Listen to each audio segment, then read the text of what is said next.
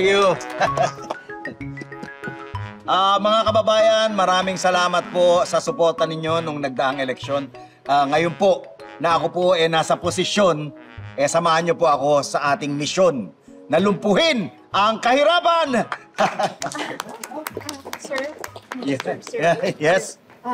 Sorry, sir, pero hindi niyo po pwedeng sabihin yun. Teka, yung alin? Yung word na lumpo. Lumpo? Opo, sir. Bakit? Offensive po yan, lalo na po sa mga taong PWD. What? Hindi naman sila yung mga binabanggit ko eh. Ang sabi ko, lumpuhin natin ang kahirapan. Hindi naman tao yung lulumpuhin natin. Naku, sir, mahirap na po kasi yan. Kasi syempre, sensitive ang ating mga netizens ngayon. Oh. Pag yan, lumabas sa social media, mababash kayo, sir. Bawiin nyo na lang po. Sige na. Sige na, sir. Mahirap mabash. Gusto ko pong humingi ng paumanhin doon sa mga kababayan natin na PWD. Hindi ko po sinasadya sabihin yung salitang lumpo. So kung na-offend po kayo, nako, pasensya na po kayo. Sorry po.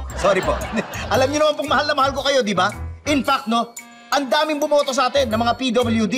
Kaya gusto ko magpasalamat sa inyo. Talagang nakakataba po ng puso na kayo... Yes. Sorry, sir, hindi niyo rin pwedeng sabihin yun, sir. Yung alin? Yung word na nakakataba. Bakit na naman? Sir, syempre nakaka-offend po yun, lalo na sa mga supporters nating plus size. Ano kinalaman ng mga plus size dun sa nakakataba ng puso? Sir, baka kasi sabihin nila na nagpa-fat shaming kayo, sir. Fat shaming? Oo, Hindi sir. naman, natutuwa lang naman ako kaya Sir, sinabi yun eh. Ikaw lang yung natutuwa. Syempre sila, so hindi sila natutuwa sa'yo.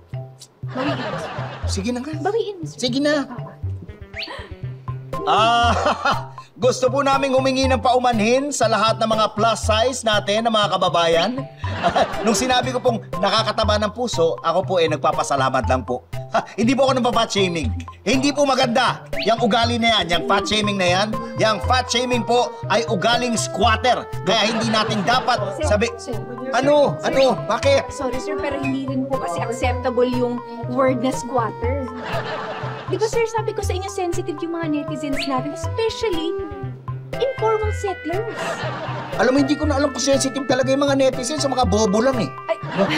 Sir, just to be safe, sir, dapat yung mga politically correct na terms lang yung pwede natin gamitin, sir, okay? Okay. Bawiin natin. Sige na. Palakpakan! Humihingi ako ng paumanhin doon sa mga kababayan nating informal settlers. Nire-respeto ko po kayo.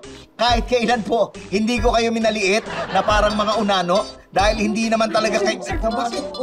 Sir, napaka-offensive yung unano na word. Unano? Oo, sir.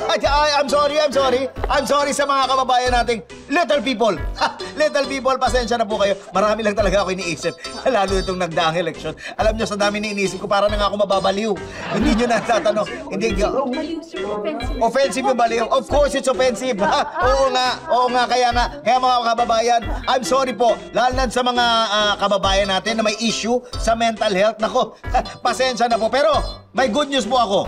May good news po ako para sa inyo lahat.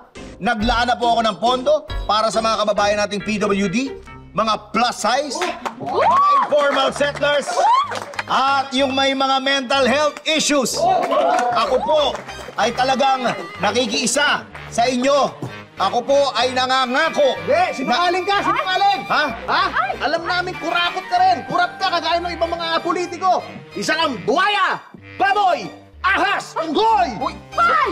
Ikaw bawiin mo yan! Offensive yan! Offensive ba? Bakit? Sino na-offend ko? Offensive yan sa lahat ng buhaya, baboy, ahas, unggoy!